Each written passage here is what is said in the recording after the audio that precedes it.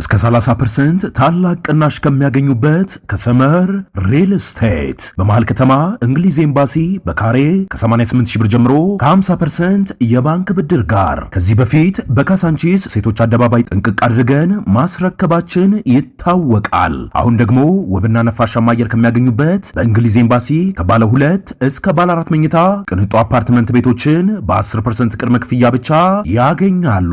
5 ሰፋፊ ሊፍቶች ከዘመናዊ ኤሌክትሪክ ቻርጅ ጋር ዘመናዊ የመዋኛ ገንዳ፣ ጂምና ስፓ፣ አውቶማቲክ ጄኔሬተር፣ የከርሰ ምድር ውሃ፣ የደህንነት መጠባበቂያ፣ ሲሲቲቪ ካሜራ ከሰፊ አዳራሽና ቴራስ ጋር በአንድ የያዘ። በተጨማሪ ይህን ቪዲዮ አይተው ቀድሞ ለሚመጡ 15 ደንበኞች እስከ 30% ልዩ ቅናሽ ያገኛሉ። ለበለጠ መረጃ ከታች ባለው ስልክ ይደውሉ። በዩናይትድ ኪንግደም ማለትም በእንግሊዝ በጣም ተገርሚያለሁ። ከ2 ሳምንት በፊት ለምን የተወሰኑ መርከቦች አትልኩም ብዬ ጠየቅኳቸው። ሊያደርጉት አልፈልጉም። እኛ ግን ከናንተ ያልተለየንም የጥንት አጋሮቻችን ናችሁ። ታውቃላችሁ፣ እናንተን ለመጠበቅ ለኔቶና ለመሳሰለው ብዙ ገንዘብ አፍሰናል። ማለቴ ስንጠብቃችሁ ነው የኖርነው። በዩክሬን ላይ አብረናችሁ ሰርተናል።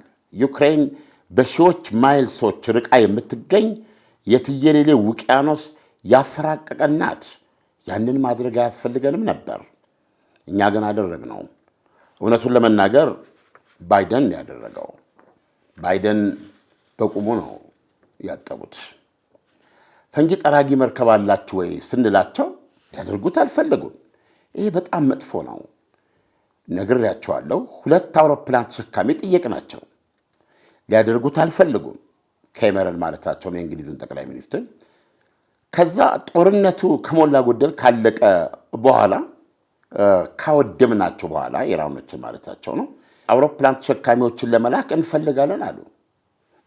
እኔም ጦርነቱ ካለቀ በኋላ ምን ያደርግልኛል? አልፈልጋቸውም። የፈለግኳቸው እኮ ከጦርነቱ በፊት ነበር። ያን ጊዜ በጣም ነበር የተከፋሁት። መከፋት ሳይሆን በእንግሊዝ አልተደሰትኩም ነበረ። ሊሳተፉ ይችላሉ ካሁን በኋላም ምናልባት። ከተሳተፉ አይቀር ግን በፍላጎት መሆን አለበት። ከኔቶ ጋር ሆነን እነዚህን ሀገራት ለብዙ ዓመታት ጠብቀናል። ምክንያቱም ኔቶ ማለት እኛ ነን። ፑቲንን መጠየቅ ትችላላችሁ። ፑቲን ቅንጣት ያህል ፍራቻ ለነሱ የለውም። እኛን ግን በጣም ይፈራል። ዶናልድ ትራምፕ የሰጡት መግለጫ ነው እና በዚህም ላይ ተጨማሪ ነገር አክለውበታል። ፕሬዚደንቱ ከዚህም በላይ ብለዋል። በአጠቃላይ ኔቶ ላይ የኔቶ ግንኙነት ጥያቄ ውስጥ ይገባል። ግን ለምን ይሄንን አሉ? ዶናልድ ትራምፕ ለምሳሌ ወደ ጦርነት ውስጥ ሲገቡ በቆራጥነት ነው የገቡት። በቆራጥነት ከገቡ በኋላም ከቀናቶች በኋላ ጦርነቱ ያበቃል ብለው ነበረ። ቀጥሎ ደግሞ ሳምንት አሉ። አሁን ደግሞ በዚህ መንገድ ስለ ኔቶ እና እንግሊዝ ማንሳታቸው እርዳታ ፍለጋ ነው። በታሰበው መንገድ ጦርነቱ ስላላለቀ እርዳታ እየጠየቁ ነው። በሌላ አቅጣጫ ደግሞ ቻይናንም ጋር ስንመለከት ቻይናም መርከቦቿን ይዛ እንድትመጣ ጠይቀዋል። እና እነዚህ ነገሮች የኢራን ባልታሰበ መንገድ መምጣት ወደ 19ኛ ቀን አካባቢ ነው ያለንበት እና ጦርነቱ በተራዘመ ቁጥር ዶናልድ ትራምፕ ፍርሃት ተሰማቸው እንበል እንዴ? የፍርሃት ጉዳይ አይደለም። ነገር ግን እውነቱን ለመናገር አካሄዳቸው እነሱን ከዚህ በፊት የተለመደው አካሄድ እንደሚታወቀው በኤኒ ጉዳይ ያነሱና መጀመሪያ የራሳቸውን በራሳቸው ሆነው ይነጋገሩበታል ማለት ነው። አንዱ የሰጠውን ሌላኛው ያስተጋባል እና ለምን ኢራን ላይ መዘመት እንዳለበት ይናገራሉ። ከዛ ጉዳዩን የተባበሩት መንግስታት የጸጥታ ጥበቃ ምክር ቤት ያደርሱታል። ከዛ የተባበሩት መንግስታት ጸጥታ ጥበቃ ምክር ቤት ይወስንና ከዛ በኋላ ነው እርምጃ የሚወስዱት በነበረው አካሄድ። ግን ያው ዶናልድ ትራምፕ ዶናልድ ትራምፕ በዚህ መንገድ በራሳቸው መንገድ ነው የሚሉት። ስለዚህ አሁን በአውሮፓውያኖቹ ወይም ደግሞ በኔቶ በሌሎቹ የሚቀርበው ምንድን ነው? መሰረታዊ ነገር ያነሳሉ። አንደኛ ኔቶ ሲጀመር ዲፌንሲቭ ኦርጋናይዜሽን ነው፣ የመከላከል ጦርነት ነው የሚያደርገው፣ አጥቂ አይደለም። ይሄኛው እስራኤልና እርሶና እስራኤል ሁለታችሁ የዘመታችሁበት ጦርነት ነው። ስለዚህ በኔቶ ኮንቴክስት ውስጥ ሊሆን አይችልም የሚል ነው የነበራቸው። እንግሊዝን ጠይቀዋታል። አሁን ችግሩ ከሌሎች ሀገሮች ለይተው እንግሊዝን 1-2 ጦር መርከቦች ላኪ ብለዋል። በዚህ ደረጃ ነው ኮንሰልት ያደረጉትና እንግሊዝ ደግሞ እውነቱን ለመናገር እግር መጎተት የምትለውን ነገር ስታካሄድ ቆይታለች። ስለዚህ አሁንም የጀርመኑም ያሉት የሌሎችም በአጠቃላይ የሚስማሙበት ማጥቃት ነው የከፈታችሁት። ያ ማጥቃት ደግሞ እኛ መክረንበት እንደ ኔቶ መክረንበት የተባበሩት መንግስታት ድርጅት ውስጥ ቀርቦ የተደረገ አይደለም። ይሁን እንጂ አሁን ዞሮ ዞሮ ይህንን የመርከቦችን የማሰባሰብና የማዝመት እንቅስቃሴ እንዳለ ነው የምታየው። ግን ብዙ ተንታኞች የሚሉት ምንድን ነው የጦር መርከቦችን እንደዚህ ማቀናጀት ጠይቃል። እንደዚህ አሰባስባ አግኝተህ እነሱ በጣም መተው እንደዚህ ይሄ ሳምንታት ይፈጃል ራሱ ማቀናጀቱ በራሱ ማለት ነው። ያ አክቹዋሊ እንደዛ አይነት ኃይል አሁን እንግዲህ እንትኖችን እንዲያጅቡ እኮ ነው ነዳጅ ጫኝ መርከቦችን እያጀቡ እንዲያስወጡ ነው። እግረ መንገዳቸውንም የኢራን ባህር ኃይል ይዋጋሉ የቀረው ማለት ነው። ዋነኛው ማጀብና ይሄ ነዳጁን እንዲተላለፍ ማድረግ ነው። ይሄ ከወጪ አንጻር ለአሜሪካ ብዙ እንትን ያደርጋል። ሁለተኛም አብረን ያደረግ ነው የሚል ስሜት ይሰጣል። ይህንን የተባለውን የጦር መርከብ አቀናጅቶ ይህንን ተልኮ ሊወጣ በሚችልበት መንገድ እንትን ለማለት ራሱ ሳምንታት ይፈልጋል። ስለዚህ አሁን የኢራን ጦርነት ስትራቴጂ አሁን ታውቋል። ቀኑን ማራዘም ነው። እንደውም አንዳንዶች እስከ ብዙ ወራት ይወስዱታል። መቼም አሁን እዚህ ላይ ሆነ በዚህ መንገድ እስከ መስከረም ልትዋጋ ትችላለች ብለው የሚያስበው አሉ። ያ በጣም ረጅም ነው። ግን አለም ለምሳሌ የዶናልድ ትራምፕን አሁን ያነበብከውን ንግግር እንውሰደው። ከኔቶ ጋር ሆነው ረጅም ጉዞ እንደተጓዙ የዩክሬንን ጦርነት አንስተው ዩክሬንና አሜሪካ ያላቸውን ርቀት አሜሪካ እዚህ ቦታ ላይ መታ በተለያየ አይነት ድጋፍ ያደረገችበትን መንገድ ሲያስቀምጡ አሜሪካ ለአውሮፓ ምን ያህል ውለታ እንደዋለች አውሮፓውያኖች የአሜሪካንን ድጋፍ በጠየቁ ጊዜ ምን ያህል ከጎን እንደሆነች ነው እያስቀመጡ ያሉት። ምንም እንኳን ለምሳሌ አሁን ዩክሬንን ብንወስዳት የኔቶ አባል አይደለችም። ስለዚህ ለኔቶ የሚደረግ ድጋፍ ሁሉ ሊደረግላት አይገባም። ግን ሕግ ጥሰው ሁሉ የኔቶ አባል ለማድረግ የሚሞከሩ አንዳንድ ሙከራዎች ሁሉ ነበሩ። ይሄ ሁሉ በስምምነት ነው የተደረገው። አሜሪካ ይህን ጥያቄ በምትጠይቅበት ጊዜ ኔቶ ፈጣን ምላሽ አለመስጠቱ ከንክኗቸው አይደለም ወይ?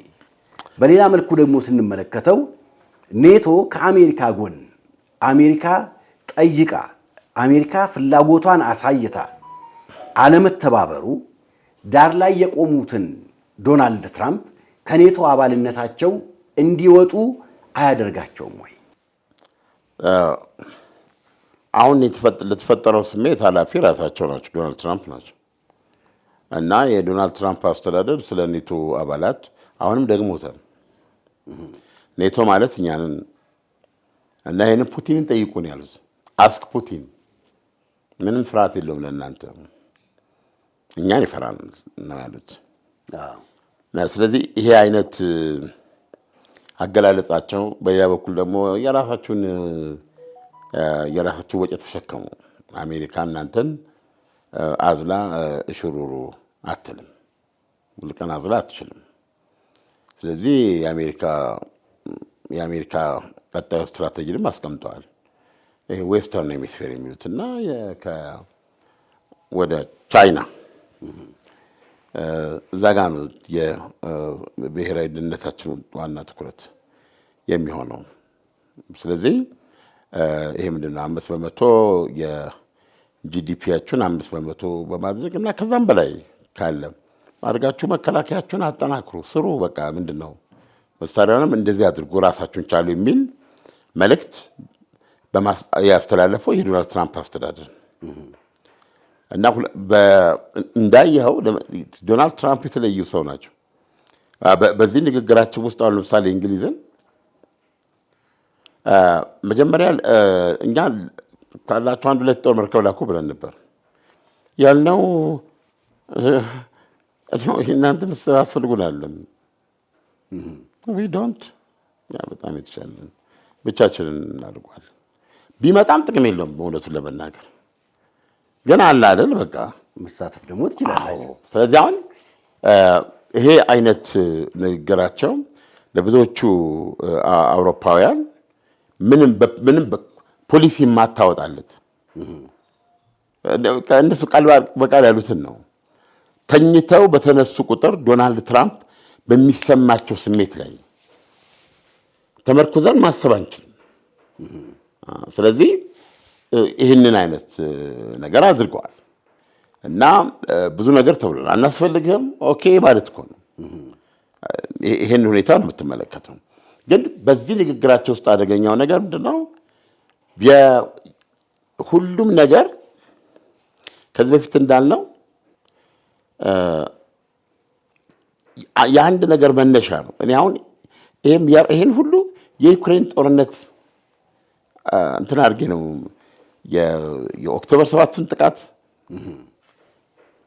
አሁን ከኢራን ጋር የተደረጉ 2 ጦርነቶች በዚህም ሆነ በዛ ከዩክሬን ጦርነት ጋር ይያዛል። ከዩክሬን ጦርነት ጋር ይያዛል ስትል እንደው አያይዘህ እንድትመልሰውም ስለምፈልግ ነው። አሁን ለምሳሌ ዩክሬን ላይ አውሮፓና አሜሪካ በመተባበር መሳሪያ በመስጠት ሩሲያን ወግተዋል። በማን ኮስት? የሰው ኃይሉ የዩክሬን ነው። የሚሞተው የዩክሬን ሕዝብ ነው። ገንዘቡና መሳሪያው ደግሞ የአውሮፓና አሜሪካ ነው። አሁን ደግሞ ቻይናና ሩሲያ በኢራን ኮስት በኢራን ሕዝብ ህልውና እና ነፍስ እየተዋጉ ነው ማለት የምንችልባቸው ሁኔታዎች ይኖሩ ይሆን? ምክንያቱም ለምሳሌ አሁን ቻይና መርከቧን የነዳጅ መርከቧን ጭና አልፋለች። አንዳንድ ሀገሮችም ጭነው አልፈዋል፣ የተፈቀደላቸው ማለት ነው። ስለዚህ ኢራን ነች የምትልከው።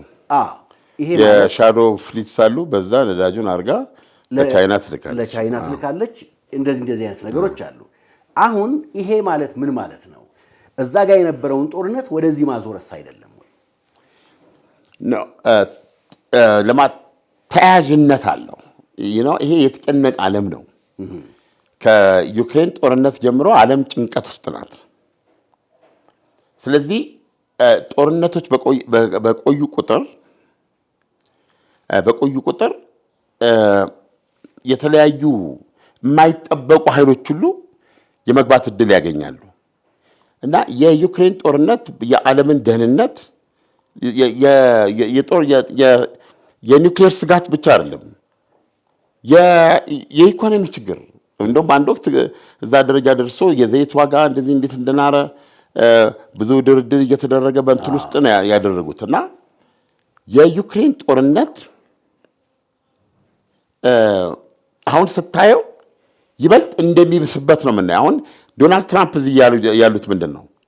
አሁን የጦርነት ይለቅ እንጂ አሁን እየተናገሩ ነው። አሜሪካ መቼም እናንተን የዩክሬን ጦርነት በተመለከተ አውሮፓውያኖቹና እንግሊዝ በሚፈልጉት አሁን እንግሊዝ ሁል ቀን እዛ ውስጥ የምትለው ምንድን ነው? አሜሪካንን አመጣታለሁ ጋም ብሎ አሁን ግን የነገሯት ነገር ምንድን ነው? ገብቷል። ኦኬ እውነቱን ለመናገር እኔ አይደለሁም እንደውም ይሄን ያደረገው ባይደን ነው እና አጥባችሁታል ያሉት። ስለዚህ የትየለሌ ርቀት ነው ያላት ማን ነው? ዩክሬን ከዩክሬን እና የኛ ጦርነት አለም ነው እያሉ ያሉት። ይሄ ማለት ይሄ የኢራኑ ጦርነት ሲያበቃ አሁንም አውሮፓውያኑ በዩክሬን ጦርነት ላይ ያላቸው አቋም የዩክሬን ጦርነት የአውሮፓ ጦርነት የአውሮፓ ደህንነት ጉዳይ ነው። ዩክሬን ላይ ራሽያ እንድታሸንፍ ካደረግን ቀሪዎቻችን አውሮፓውያን የድሮቹ የምስራቅ አውሮፓ ሀገሮች ብቻ ሳይሆኑ ዌስተርን ዩሮፕ የምንባለው ስጋት ውስጥ ነው የምንወድቀው በራሽያ። ስለዚህ ዩክሬን ላይ ራሽያ ማሸነፍ የለባትም የሚል አቋማቸውን እንደቀጠሉበት ነው ያሉት። ነገር ግን ያለ አሜሪካ ይህንን ለማድረግ አይችሉም። ይህንን ደግሞ በራሳቸው ለማድረግ ፈልግ ቢያንስ 5 ዓመት ይፈልጋሉ። ወጥ በሆነ ገንዘብ ምንድነው ራሳቸው ወደ ጦር ኢኮኖሚ ቀይረው ከፍተኛ በጀት በመመደብ በየተለያየ የሚሊተሪ ኢንዱስትሪያቸውን በማስፋፋት ብዙ አይነት ነገር ማለት አሁን ድረስ እዚህ ውስጥ አይደሉም። ስለዚህ ከ5 አንዳንዶች 10 ዓመት ነው የሚሉት ለዚህ ያላቸው። ስለዚህ አሜሪካ ታስፈልጋቸዋለች። የዶናልድ ትራምፕ አነጋገር ግን አሜሪካ ነው በዚህ ጉዳይ በዩክሬን ጉዳይ ነገም እንደማትመጣ ነው የሚያሳየው። አሁን አደጋው ምንድነው? የዩክሬን ጉዳይ። ለዚህ ነው ዘለንስኪ አሁን በጣም ተቸግረው የሚታዩት። ምንድነው አሁን የተፈጠረው? እዚህ ኢራን ላይ የተፈጠረው የቻይናና የራሽያን ጥምረት ሁለት ቁልፍ ኃይሎች እያሳጣቸው ነው አይደል? ኢራን እኮ የእነሱ አጋር ነች አይደል? ቤዚካሊ በወታደራዊ መንገድ ካየው ብዙ ነገር የኢራን ጉዳት እጅግ ሰፊ ነው። የኢራን ጉዳት ቬኔዙዌላ የዚህ ግሩፕ አካል ነች፣ ተመታለች። አሁን ኢራንም ላይ እንደምታየው ነው። ነገር ግን በዚህ አጋጣሚ ውስጥ ራሽያ ልዩ ተጠቃሚ ሆናለች። የነዳጅ ዋጋ መጨመሩ ለራሽያ በየቀኑ $150 ሚሊዮን የሚያስገኝላት ነው። ይሄ ሁኔታ ምን ያህል ይቆያል? የኢራን ስትራቴጂ ደግሞ ይህንን ነገር ማራዘም ነው። ኢራን አሁን የሚደረግባትንም ድብደባ ማቆም ትፈልጋለች። ሁለት ነው ፍላጎት። የዚህ ድብደባ እንዲቆም ብቻ አይደለም ፍላጎቱ፣ ነገ እንደማንደበደብ ዋስትና ማግኘት አለብን የሚል ነው። ያም ዋስትና በምን አይነት መንገድ እንደሚያደርጉት አናውቅም። ከዚህ በኋላ አሜሪካም ሆነች እስራኤል በኢራን ላይ ምንም አይነት ጦርነት እንደማያካሂዱ ዋስትና ማግኘት ይፈልጉት። ስለዚህ ይሄን ባላገኙበት ሁኔታ ጦርነቱ ቢቆም የወደመባቸው ብዙ ነገር ነው አይደል? በጣም ያጡት ነገር ብዙ ነገር ነው። እውነቱን ለመናገር ሀገሪቱን ያው ቦምብ እየጣሉ ነው ያሉት አይደለም? ምንድነው ሊጨርሰው ሞት ብዙ እየጣሉ ነው ያሉት እና ብዙ ጉዳት አለ፣ የሚደርስባቸው ብዙ ጉዳት አለ። እና ምሳሌ ይሄ ጦርነት ቢቆም ከጦርነት በፊት የነበረችው ኢራን እና ከዚህ ጦርነት በኋላ ያለችው ኢራን ያው ግልጽ ነው። ስለዚህ አሁን ይሄን ሁሉ መስዋዕትነት ከፍለዋል። ይሄን ሁሉ መስዋዕትነት ከከፈሉ በኋላ ይህ ጦርነት እንዴት ይቁም? አየህ፣ ይህ ጦርነት ቆመ ሲባል ድርድር ሊጠሩ ነው፣ ውል ሊይዙ ነው። የሚሳይል ምርታችሁ ከዚህ በኋላ የሚኖረው የኒውክሊየር የሚሉት እነዚህ 3 ጥያቄዎች አሉ። ከተጋትሮ ተራዳ ጋር ያለው ግንኙነታቸው የሚላል። ስለዚህ አሁን እነሱ የመጣ ባለው እንግዲህ ማድረግ እስከቻሉ ነው። በዚህ ውስጥ አድርገው ጦርነቱ ሲቆም ህጋዊ መብቶቻችን ያሉት ጉዳዮች ላይነሱባቸው፣ ለምሳሌ የሚሳይል ምርታችሁን ይገደብ የሚለውን እንዳይጠየቁ፣ ከተጋትሮ ተራዳው ጋር ያላቸው ግንኙነት ጥያቄ ውስጥ እንዳይገባ፣ በኒውክሌር ጉዳዩ ያለውም ላይ በኒውክሌር መሳሪያ ላይ ብቻ ያተኮረ እንጂ በሀገራቸው ዩራኒየም የማበልጸግ መብታቸውን ለሰላማዊ ዓላማ ጥያቄ ውስጥ የማያስገባ እና እንደገና ደግሞ ከዚህ በኋላ በምንም ሁኔታ አሜሪካና እስራኤል ኢራን ላይ ዘመቻ እንደማይከፍቱ ዋስትና ነው። ይህን ዋስትና ለማግኘት ምን ማድረግ አለባቸው? አሜሪካ ይህንን ጦርነት እሷ በምትፈልገው ሁኔታ ማቆም እንዳያስችላት ማድረግ አለባቸው። ይህን ጦርነት ማራዘም አለባቸው። ይሄ ጦርነት በተራዘመ ቁጥር አሁን ለምሳሌ በሆርሙዝ ሰርጥ ላይ 65% ከዚህ በፊት የነበረው አገልግሎት 65% ቀንሷል። ስለዚህ ቤዚካሊ በሚገባ አንቆም ያስችሏል። ይሄንን ነገር ማራዘም ያው እነሱ እንዳሉት ወደ $200 ከዛም በላይ እስከ መሄድ ነው። ግን በተራዘመ ቁጥር እነሱም ላይ የሚደረገው ድብደባ የተራዘመ ነው የሚሆነው። አሁን እነሱ እሱን ተቀብሎ እሱን ችሎ ያላቸው እንግዲህ አሁን ያላቸው የዚህ የጦርነት መሳሪያቸው ሚሳኤሉ ነው። ሚሳኤሉና ሰው አልባው ምን ያህል አላቸው? ከዚህ በኋላስ ምን ያህል አላቸው? ከዚህ በኋላ ምን ያህል ይቀጥላሉ? በዚህ ነው አሁን ድራስቲካሊ ቀንሷል ቁጥሩ። ለምሳሌ አሁን ባለፈው ወደ እስራኤል የሚተኩሱት ብዙዎቹ እኮ ከ10 አይሞሉም። ገብቷል። 10 አይሞሉም። 8፣ 6፣ 9 ሚሳኤሎች የሚተኩሱት ሰው ምንድን ያደርጉት? ፍሪኩዌንሲ ነው የጨመሩት። ለምሳሌ አንድ 6 ሚሳኤል ሊተኩስ ይችላል ወይ 9 ሚሳኤል። ከዛ የተወሰነ ሳይጠበቁና እንደገና ይተኩሳሉ። በቀን 5 ጊዜ እንደዚህ። አሁን ይሄ ምንድነው ከወታደራዊ ጥቃትነቱ ይልቅ በዚህ ምክንያት ፋታ በማሳጣት ነርቭ መንካት ማለት ነው። ሰላምና መረጋጋትና ከኢኮኖሚ ጋር የተያዘ ጉዳት ነው ሊያደርስ የሚችል። ሚሊተሪሊ የሚመጣጠን አይደለም እውነቱን ለመናገር ማለት ነው። ከዚህ አሁን 70 80 90 ቦምብ የያዘ የጦር ጀት ነው የሚደበድብ አንተን። ከዛ በኩል ደግሞ የአሜሪካ እንዲሁ በመቶ የሚቆጠር ጀት ይደበድባቸዋል አይደለም።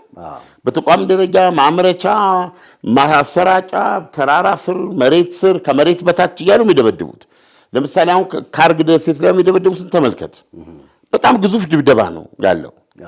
ያንን ድብደባ የጋራ ድብደባ አስበህ ወደ እስራኤል የምትተኩሰው ደግሞ እንደዚህ አይነት 9 10 እንደዚህ ነው የምትተኩሰው።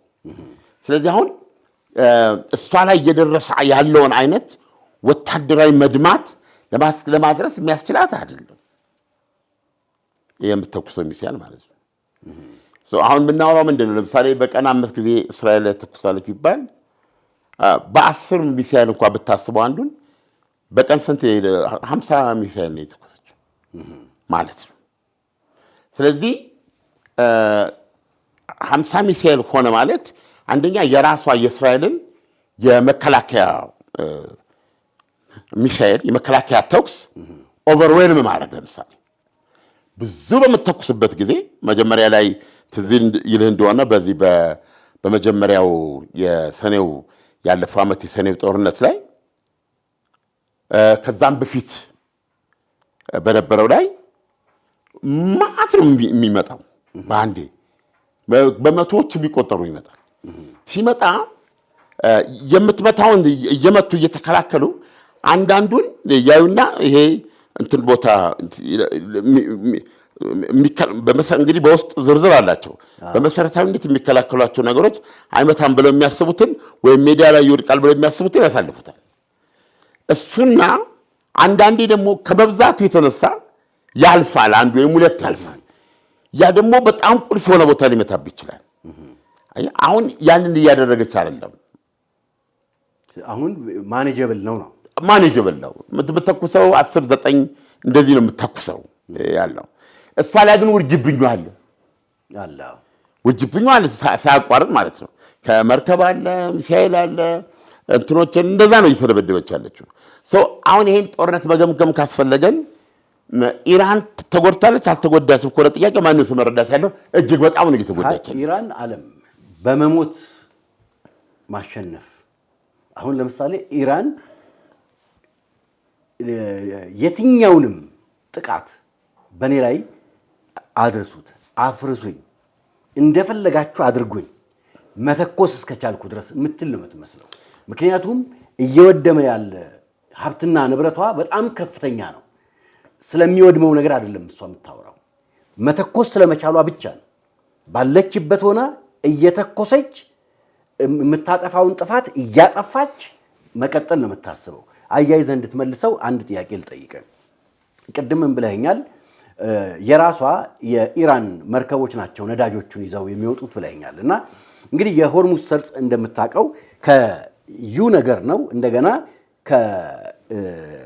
ከሳውዲ አረቢያ ወደ ኢራን እንደዚህ ገባ የሚል ነገር አለው። ግን ሁሉም የሚወጡት ወዴት ነው? ወደ ዋናው ባህር ነው የሚወጡት። ማለት የፈለግኩት ምንድን ነው? የሚቀጥል ሾልኮ የሚወጣ መንገድ የለውም። አሁን ለምሳሌ ሲሪያን እንውሰዳት፣ ሳውዲ አረቢያን እንውሰዳት፣ ኢራቅን እንውሰዳት። በሙሉ ዞረው በኢራን በኩል ነው የሚወጡት። በዛኛው በኩል መውጫ የላቸውም። እምትጭነው ኢራን ከሆነች ከሰርጡ ውስጥ ከወጣች በኋላ ለምንድን ነው የአሜሪካ መርከቦች ካሁን ቀደም የሩሲያንም የቬንዙዌላንም የተለያዩ አይነት አገር መርከቦች እንደያዙት እነዚህ መርከቦች ያልተያዙት? በተለይ በኢራን ተጭነው የሚወጡ ከሆነ እስከ 30% ታላቅ ቅናሽ ከሚያገኙበት ከሰመር ሪል ስቴት በመሃል ከተማ እንግሊዝ ኤምባሲ በካሬ ከ88 ሺህ ብር ጀምሮ ከ50% የባንክ ብድር ጋር ከዚህ በፊት በካሳንቺስ ሴቶች አደባባይ ጥንቅቅ አድርገን ማስረከባችን ይታወቃል። አሁን ደግሞ ውብና ነፋሻማ አየር ከሚያገኙበት በእንግሊዝ ኤምባሲ ከባለ 2 እስከ ባለ 4 መኝታ ቅንጡ አፓርትመንት ቤቶችን በ10% ቅድመ ክፍያ ብቻ ያገኛሉ። 5 ሰፋፊ ሊፍቶች ከዘመናዊ ኤሌክትሪክ ቻርጅ ጋር ዘመናዊ የመዋኛ ገንዳ፣ ጂምና ስፓ፣ አውቶማቲክ ጄኔሬተር፣ የከርሰ ምድር ውሃ፣ የደህንነት መጠባበቂያ፣ ሲሲቲቪ ካሜራ ከሰፊ አዳራሽና ቴራስ ጋር በአንድ የያዘ። በተጨማሪ ይህን ቪዲዮ አይተው ቀድሞ ለሚመጡ 15 ደንበኞች እስከ 30% ልዩ ቅናሽ ያገኛሉ። ለበለጠ መረጃ ከታች ባለው ስልክ ይደውሉ። አሁን ያን ያህል ሲግኒፊካንት በጦርነት ተይዘዋል እነሱ እዚህ ውስጥ እነዚህ አሁን በጦርነት ተይዘዋል። ለማጀበም እኮ ያልቻሉት ለዚህ እኮ ነው። እዛ ያሉት በሙሉ የአሜሪካ የጦር መርከቦች ውጊያው ላይ ነው ያሉት። አንዳንዶቹ እኮ የራሱ አውሮፕላን ተሸካሚም ቢሆን ምናልባት አይዶን ነው ቀኖች አሉት በዛ መቆየት የሚችልበት እና እዛ ላይ ነው ያሉት እና ይሄንን ነገር ሊያደርጉት ይችላሉ። በት እንትኑን ከመቀየር አኳያ ጦርነቱ ላይ ለውጥ ከማምጣት አኳያ የሚወጡ ምንም ለቻይና እንዳይደርሳት ማድረግ ነው የሚሆነው። ይሄ ለቻይና የሚሄድ ነው። ይሄ ነገና ከነገ ወዲያ አያደርጉትም ማለት አይደለም። ግን ምንድነው አሁን ለምሳሌ ኢራን መተኮስ ብቻ ሲባል ለምንድን ነው አሁን እየቆነነች ነው የምትተኩሰው? እና የምትቆንንበት ምክንያት ምንድን ነው? አንደኛ የእሷ የጦርነት ስትራቴጂ ጦርነቱን ማራዘም ነው። ጦርነቱ በተራዘመ ቁጥርና ዋናው ሸምቅቃ ያዘችው ምንድን ነው ሆርሙዝ ሰርጥ አለ። እሱን መያዝና በእንደዚህ በጎረቤት ሀገሮች ላይ ደግሞ የመነሸር ነው ልትሏቸው ነገርኩህ እኮ። ይሄ ድብን ያለ በጣም የከበደ ወታደራዊ ጉዳት ለማድረስ የሚያስችላት አይደለም። አሁን ለምሳሌ የተባበሩት አረብ ኤሚሬትስ ትናንት መታለች አይደለም? አውሮፕላኑ አጠገብ እንደዚህ ነዳጅ ማጠራቀሚያ ነበር፣ መታች፣ እሳት ተነሳ፣ አጠፉ። እንደዚህ አይነት አለ። አሁን ኤምባሲዎች አካባቢ እንዲህ ስትመታለች፣ እሳት ይነሳ፣ የሆነ ሰው ይሞታል።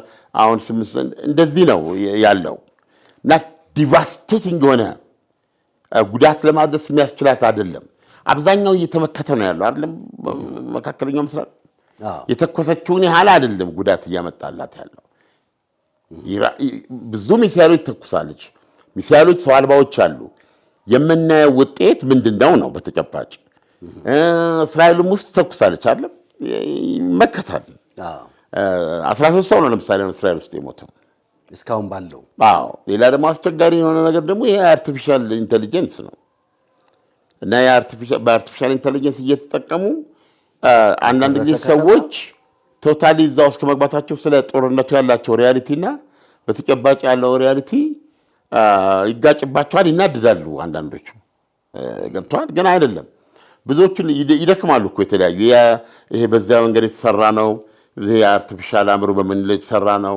እንደዚህ ብዙ ሰዓት ብዙ እንትኖች ሲወድሙ የወደመ ከተማ እንደዚህ ምናምን ያደርጋል እና አንዳንዶች ኮንቪንስር ናቸው። ያ ነው ግን ኢንትሩዝ ኢራን እያደረገች ያለችው ምንድን ነው? እንደዚህ ሚሳይሎች እየቆነነች ተኩሳለች አለ። አሁን መተኮስ ብቻ አይደለም ዓላማዋ። ስተኩስ እነዚህ ሚሳይሎች የሆነ ጉዳት ያመጣሉ፣ ሊያመጡ ይችላሉ። ትተኩሳቸዋለች። ሌላው ግን ምንድነው? አሁን ሁለቱንም ጠላቶች ያለቻቸውን በዚህ በኩል እስራኤልን፣ በዚህ በኩል የሰላጤው ነገሮች ምን እያደረገቻቸው ነው ያለችው? እያስተኮሰቻቸው እና ትልቁ ካልኩሌሽን ያለው ከጦርነቱ በፊት ተሰርቷል። እነዚህ የሰላጡ ሀገሮች በሙሉ ያላቸው መከላከያ ይሄ የሚሳይሎች እየመቱ የሚጥሉበት ማለት ነው። በአንድ ላይ ኢራን ካላት ሚሳይል ያንሳል ነው የነበረው ግምገማ። ስለዚህ አሁን እስራኤልም ላይ ይሄንን እያደረጉ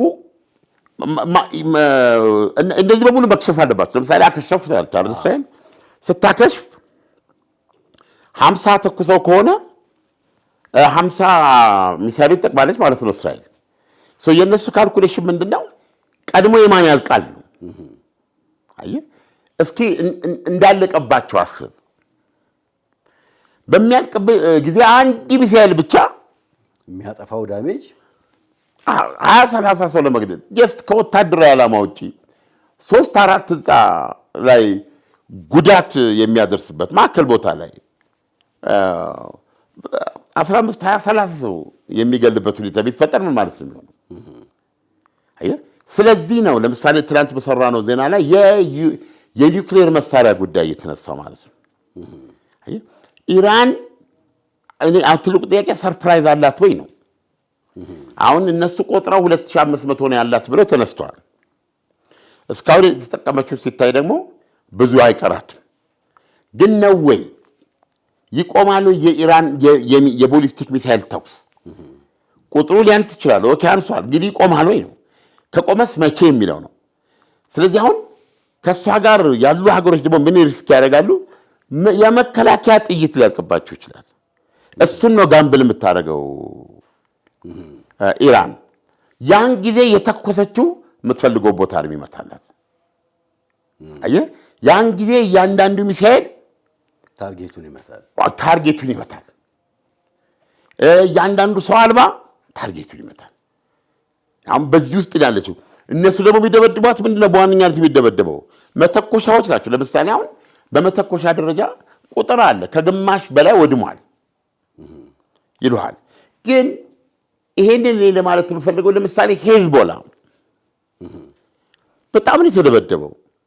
ሄዝቦላ ይተኩሳል። አሁን በጣም የሚገርመው እሱ ነው፣ ይተኩሳል። ግን አንድ ጥያቄ ልጠይቅህ። ምክንያቱም አሁን ለምሳሌ ኢራንን እንውሰዳት። ትላንትና የእስልምና እምነት ተከታዮችን ለማስተባበር ጥረት አድርጋለች። ከአሁን ቀደም የእስልምና እምነት ተከታዮችን ለማስተባበር ጥረት አላደረገችም፣ ጥሪም አላቀረበችም። ትላንትና ጥሪ ያቀረበችበት ምክንያት ምንድን ነው? አንድ ከአሁን በፊት ካላደረገችው እና ትላንትና ካደረገችው አቅሟ መዳከሙን የሚያመላክት ሊሆን ይችላል ወይስ ተጨማሪ ኃይል የመሰብሰብ ሁኔታ ሊሆን ይችላል? ማንኛውም ጤነኛ የሆነ ሰው የኢራን አቅም መዳከምን ጥያቄ ውስጥ ሊያስገባ አይችልም። ኢራን አቅም ስላላት አይደለም እነዚህ ሁለቱን ሀገሮች በአንድ ላይ ገጠመችው። አስገራሚ የሚያደረገው ራሳቸው ዶናልድ ትራምፕ የገረማቸው እኛም ላይ እንደገና ደግሞ የሰላጡ ሀገሮች ላይ እየተኮሰች እኮ ያለችው እስካሁን ድረስ ሰርፕራይዝ ብለዋል። ዶናልድ ትራምፕ ጋር ብናገረው ጠላት ይጠቀምበታል የሚል ነገርም የላቸው፣ የተሰማቸው ነው የሚናገሩት እና በጣም ገርሞኛል ብለዋል። አልጠበቁም፣ ራሳቸው ይህንን ይሆናል ብሎ አልጠበቁም። ስለዚህ አሁን ኢራን ማንም ሰው ክሊር በሆነ ጭንቅላት ማየት ያለበት ትልቅ ሂውጅ መስዋዕትነት እየተቀበለች ያለች ሀገር ነች እና በጦርነቱ መራዘም ውስጥ እሷ ያቀደችው ዓላማ መሳካት ብቻ ሳይሆን ፕሮባብሊ አገዛዙም እንዳገዛዝ ምንም በቃ ቶታሊ ምንም ማድረግ የማይችልበት የሚፈራርስበት እድልም አለው አይደለም እንዴ? ልክ በጦርነቱ መራዘም ሁሉ ነገ እነ እስራኤልን መከላከያ ሊያጥራቸው ይችላል እና ሁኔታው አስደንጋጭ ሊሆንባቸው ይችላል። እንዳልነው ኢራኖችም ያሉት ማለት ነው አሁን ተርፈው አገዛዙን ያቆዩ ኃይሎችም በየቀኑ የሚካሄደው ጥቃት እነሱንም የሚፈልግ ነው። ለምሳሌ አሁን ግልጽ ነው የሚታየው። ለምሳሌ አሁን የፕሬዚደንት ፔዜሽኪያን መኖር የአሊ ላርጃኒ መላው የሙስሊም ሀገራት ጦርነቱን ተቀላቀሉት፣ አግዙን፣ ከጎናችን ሁኑ በማለት ጥሪ ያቀረቡት እነዚህ ሰዎች እኮ የጦርነቱ ኢላማ ናቸው እኮ። ያላቋረጠ የ24 ሰዓት ስለላ፣ ያላቋረጠ የ24 ሰዓት ድብደባ ነው ያለው። አንገት ቀና ማድረግ አይቻልም። ስለዚህ አሁን ከነዚህ ድምጾች አሁን አርጋቺ አሁን በሚገባኝ ውጭ ጉዳይ ሚኒስትር አክቲቭሊ ውጭ ጉዳይ ሚኒስትሩ በሳቸው ንግግር ብትመለከት ኢራን ኤቭሪቲንግ አሬንጅ አድርጋ በሚገባ ይሄን ውጊያ መዋጋት ብቻ ሳይሆን ዘ ማይቲ አርሚ ኦፍ ኢራን ሁለተኛ አይለምደንም ብለው እስኪናገሩ ድረስ የእስራኤል አሜሪካ ኃይሎች ይመታል እያሉ ነው የሚናገሩት። እንደገና ፎሬን ሚኒስትሪ እኮ እንደ ወትሮ መግለጫ ይሰጣል በየሳምንቱ። ስለዚህ እነዚህ ሁሉ አሁን አሉ። አገዛዙ ቪዚብል ነው የኢራን ማለት ነው። ስለዚህ ገና ይሄ ሁሉ የጦርነቱ አካል ነው እና እያንዳንዱ ቀን ባለፈ ቁጥር አሁን ለምሳሌ ዛሬም ኢራን ትደበደባለች፣ ኢራንም ትተኩሳለች። ስለዚህ በዚህ ስታየው ጦርነቱ እየቀጠለ በሄደ ቁጥር ሁለቱም ሉዝ የማድረግ እድል አላቸው እና ኢራኖች ግን ትልቅ ካፒታል አሁን ምንድነው ይሄን ጥሪ የምትመለከተው ሉክ ብቻችንን ነን ገብቷል።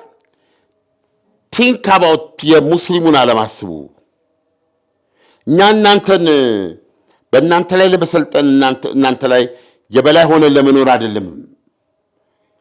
በእውነት በቀንነት ነው ጥያቄ የምናቀርበው አለ እንዴ ያሉት አይደለም አሊ ላርጃኒ እንደዚህ ነው ያሉት።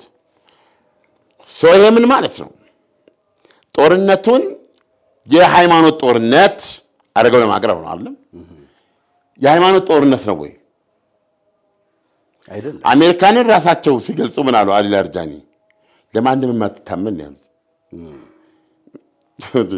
አሜሪካንን ለማንም የማትታመን ነው ያሉት።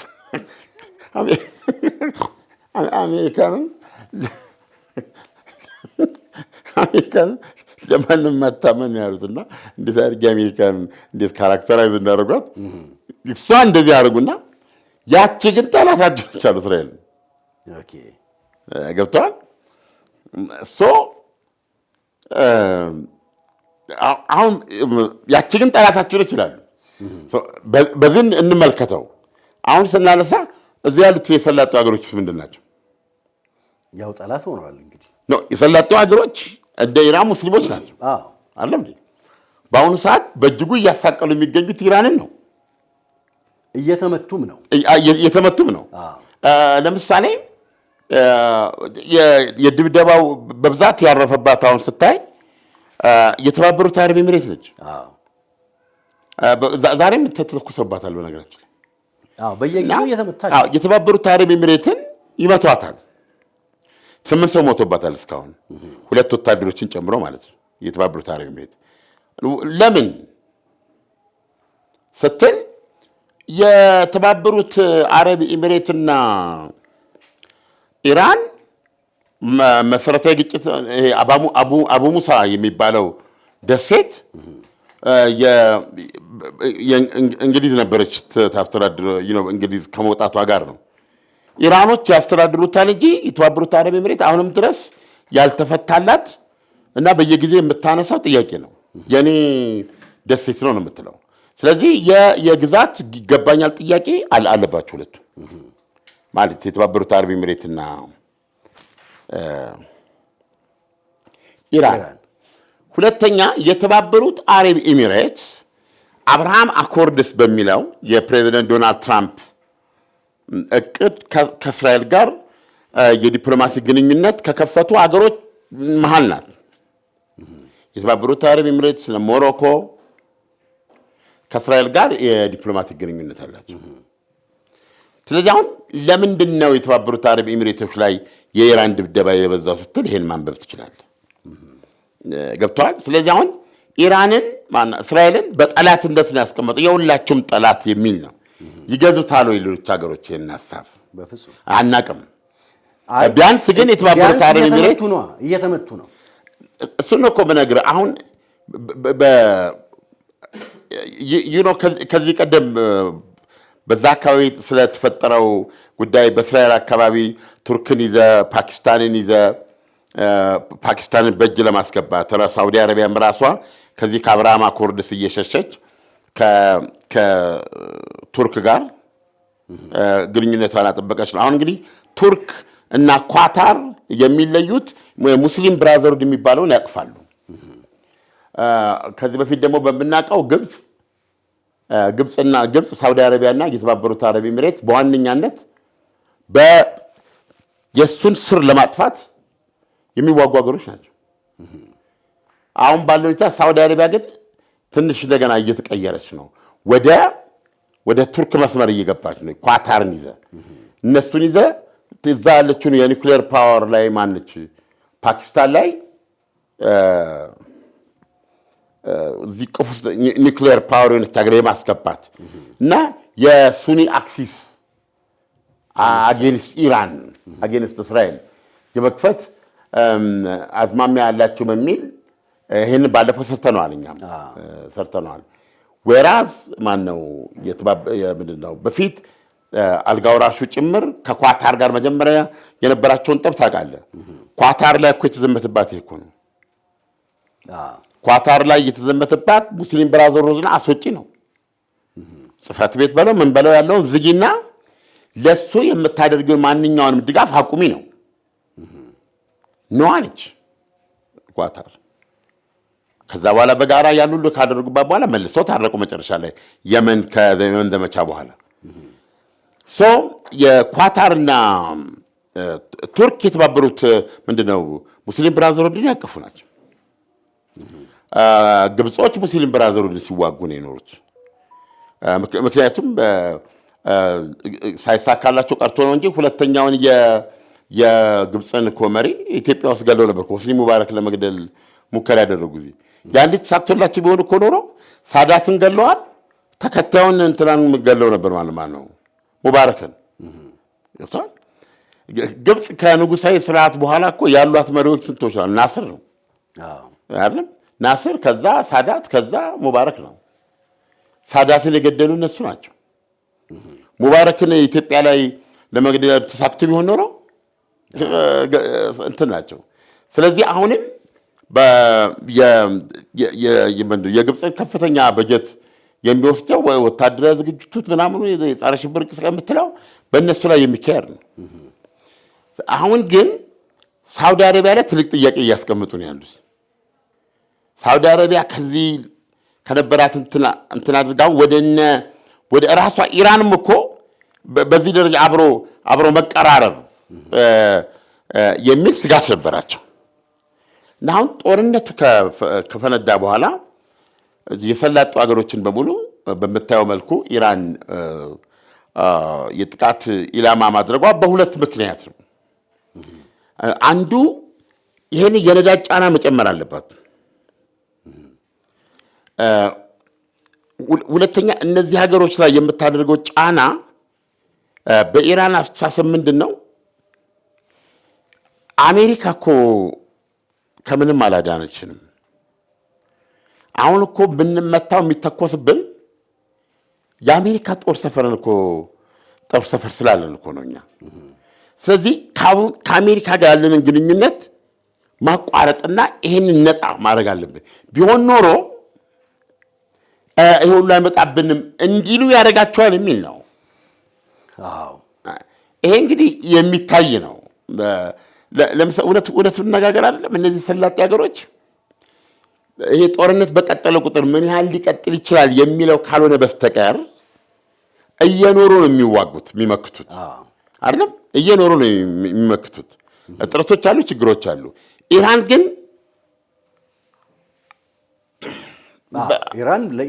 ኢራን መኖር ወይም መጥፋት በሚል እንትን ውስጥ ነው ያለችው። ስለዚህ በዛ በኩል እስራኤል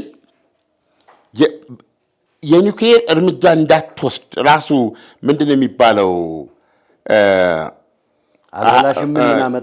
አልበላሽምን ምን አመጣው እንደሚባለው አይደለም። ወይም ደግሞ ምንድን ነው ጅብን ምን አሉት አሉ ይህችን ሀያደራ አሉት ሲሉት ብጠፋብኝስ ገብቷል። አሁን ትልቁ ስጋት የሆነው ለምንድን ነው ዶናልድ ትራምፕ እስራኤል በኒውክሌር አትመታም ብሎ ማረጋገጫ ለመስጠት የፈለጉት የሚል ነውና ይሄ ምንድነው እዚህ ጋር እኔ ትላንትና ምን አንስተነው ነበርና ለምን አነሱት? አሁን ዶናልድ ትራምፕ እስራኤል በኒውክሌር አትመታም ሲሉ ለምን አነሱት? ምን ማለት ፈልገው ነው? ኒውክሌር መኖሩን በተጨባጭ አስረግጠው መናገር አንዱ ነው።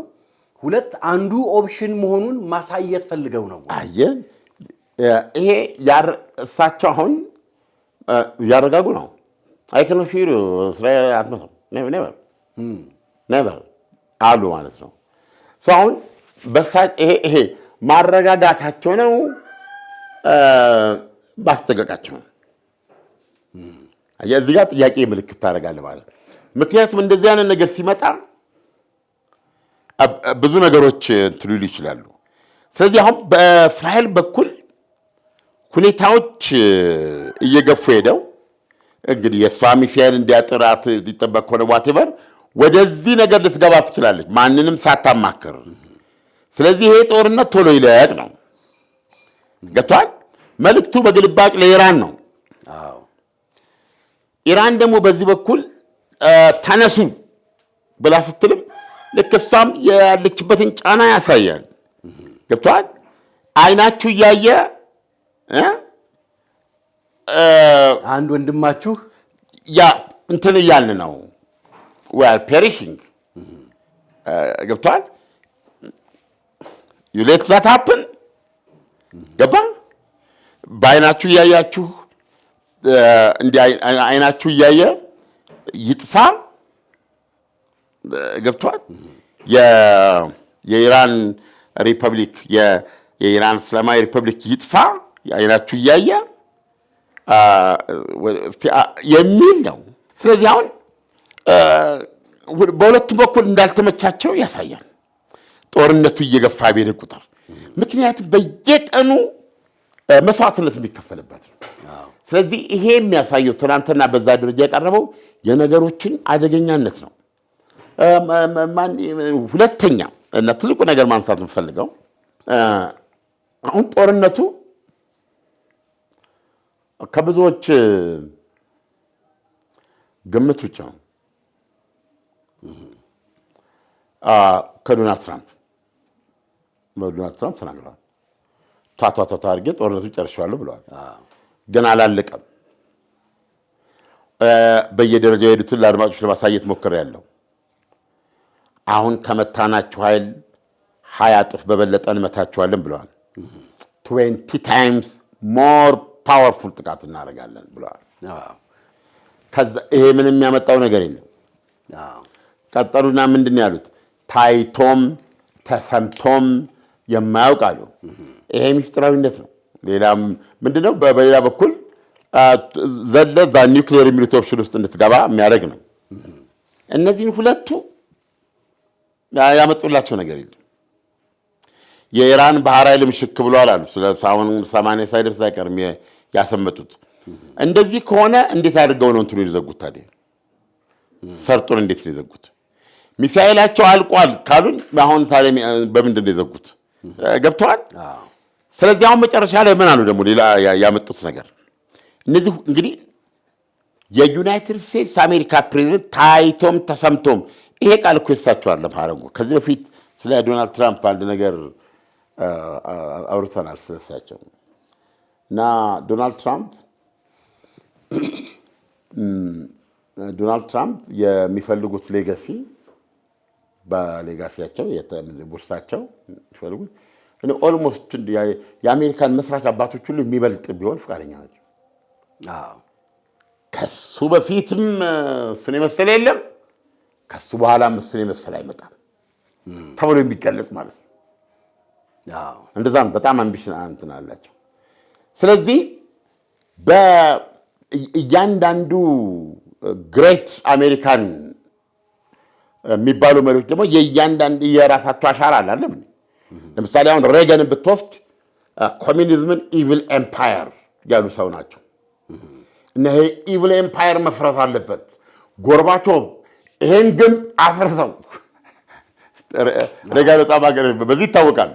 እንደውም አንዳንዶቹ ሲንግል ሃንድሊ ኮሚኒዝምን እንደዚህ አድርጎ የተናነቀና ብለው ይሏቸዋል። ማን ናቸው? ሃሪ ትሩማን የእስራኤል አዋላጅ ሃሪ ትሩማን እሳቸው ለእንትኖች ለጃፓኖች ከዚህ ቀደም ዓለም በማያውቀው ተሰምቶም በማያውቅ መሳሪያ ብለው ነው ያስጠነቀቁ፣ እጅ ስጡ ብለው። ከዛ በኋላ ሂሮሺማን መቱ። ከ3 ቀን በኋላ ናጋሳኪ። ታይቶም ተሰምቶም ማያውቅም የሚለው የእንትና ቃል ነው፣ የትሩማን ነው።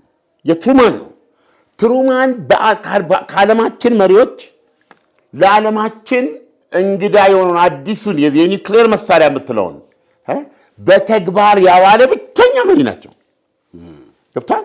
አንዳንድ ቀን እኔ ዶናልድ ትራምፕ ሁሉንም የመብለጥ እንትን ስላላቸው አላወራንም እንዴ? በዚህ አውርተናል በደንብ አይደለም እንዴ? ሃሪ ትሩማንንም